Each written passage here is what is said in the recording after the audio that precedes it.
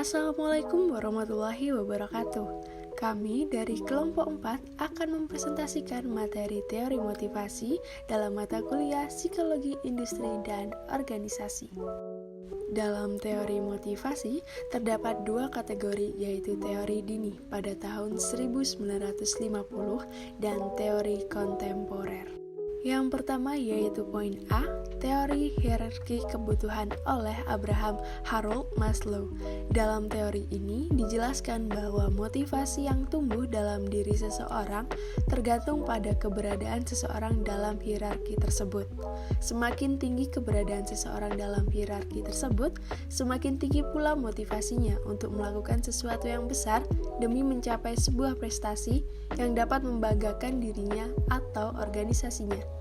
Abraham Maslow mengemukakan bahwa hierarki kebutuhan manusia adalah sebagai berikut. Yang pertama yaitu kebutuhan fisiologis atau psychological needs, kebutuhan yang digunakan untuk mempertahankan kelangsungan hidup seperti makan, minum, udara, perumahan, dan lain sebagainya. Di dalam organisasi ini, kebutuhan-kebutuhan tersebut dapat berupa uang, hiburan, program pensiun, dan lingkungan kerja yang nyaman.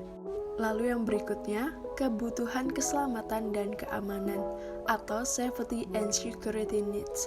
Kebutuhan keamanan dari ancaman ialah merasa aman dari ancaman kecelakaan dan keselamatan saat melakukan pekerjaan. Dalam organisasi, kebutuhan ini berupa keamanan kerja, senioritas, program pemberhentian kerja, uang pesangon. Selanjutnya yang ketiga, kebutuhan rasa memiliki atau social needs merupakan kebutuhan akan teman, cinta, dan memiliki. Di dalam organisasi social needs berupa kelompok kerja atau teamwork, baik secara formal maupun informal. Yang keempat, kebutuhan akan harga diri atau esteem needs or status needs merupakan kebutuhan akan penghargaan diri, pengakuan, serta penghargaan prestasi dari karyawan dan masyarakat lingkungan. Di dalam organisasi ini dapat berupa reputasi diri, gelar, dan lain sebagainya. Dan yang terakhir, yaitu kebutuhan akan perwujudan diri atau self-actualization needs, merupakan kebutuhan untuk mengembangkan potensi diri seutuhnya. Di dalam organisasi ini berupa pengembangan keterampilan, kesempatan untuk kreatif, prestasi, dan promosi, dan kemampuan memiliki kendali sepenuhnya. Lalu, pada tahun 1999, Maslow mengembangkan teori hierarki kebutuhan menjadi 8 tahap, yaitu dengan menambahkan kebutuhan untuk mengetahui dan memahami, kebutuhan estetika atau keindahan, dan kebutuhan transendensi diri. Poin B yaitu teori X dan Y oleh Douglas McGregor. Ia berpendapat bahwa karakteristik manusia itu dapat diklasifikasikan pada dua teori, yaitu tipe X dan tipe Y, di mana teori tipe X menunjukkan bahwa karyawan tidak senang bekerja, harus dipaksa agar dapat meraih prestasi, dan tidak senang bila diberi tanggung jawab. Sedangkan teori Y menunjukkan bahwa karyawan menyukai pekerjaannya, kreatif, berupaya bertanggung jawab, dan dapat melaksanakan pengarahan dirinya. Lalu poin C, yaitu teori motivasi Higien oleh Frederick Herzberg.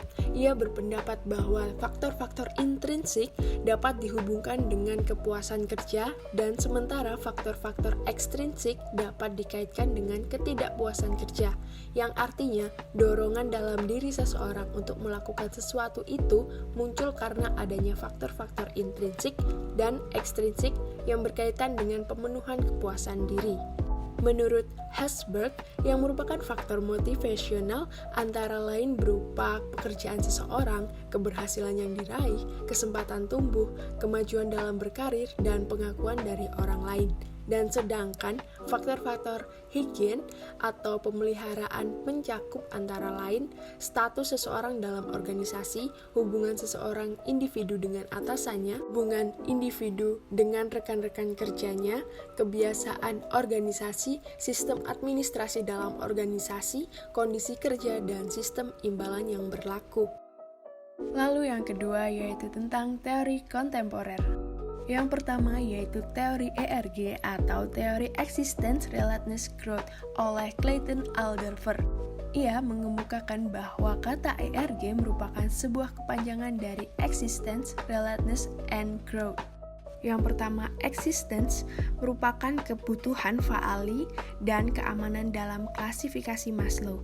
Jadi, kebutuhan ini terkait dengan eksistensi manusia dan dapat diperbandingkan dengan kebutuhan fisiologis dan rasa aman dari teori Maslow. Yang kedua, relatedness atau hubungan, kebutuhan sosial dan komponen eksternal penghargaan dalam klasifikasi Maslow. Jadi, kebutuhan ini meliputi hubungan interpersonal dalam dunia kerja. Kebutuhan ini sama dengan belongingness need. Lalu yang ketiga, growth atau pertumbuhan. Hasrat intrinsik untuk perkembangan pribadi mencakup komponen intrinsik dari kategori penghargaan Maslow dan karakteristik yang mencakup pada aktualisasi diri. Jadi kebutuhan ini diasosiasikan dengan pengembangan potensi manusia yang sama dengan kebutuhan akan harga diri dan aktualisasi diri dari teori Maslow. Lalu yang berikutnya, teori kebutuhan oleh McClelland.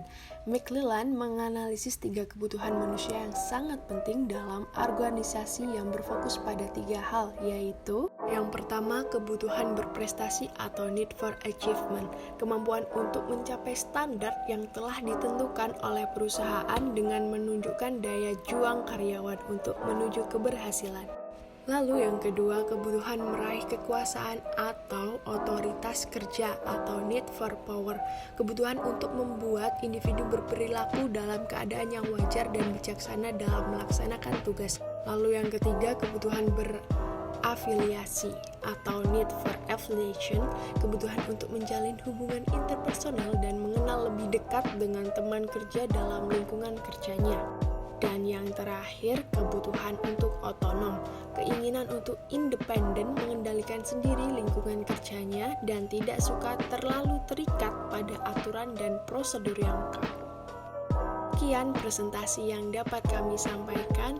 Wabillahi taufiq wal hidayah. Wassalamualaikum warahmatullahi wabarakatuh.